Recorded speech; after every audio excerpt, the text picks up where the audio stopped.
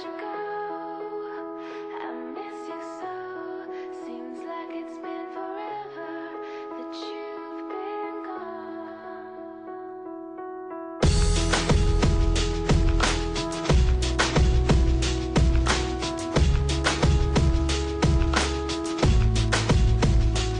She said some days I feel like shit, some days I wanna quit and just be normal for a bit. I don't understand why you have to always be gone. I get along, but the trips always feel so long. And I find myself trying to stay by the phone, cause your voice always helps me to not feel so alone. But I feel like an idiot, working my day around the call, but when I pick up I don't have much to say. So I want you to know it's a little fucked up that I'm stuck here waiting, at times debating, telling you that I've had it with you and your career. Me and the rest of the family here singing Where'd You Go?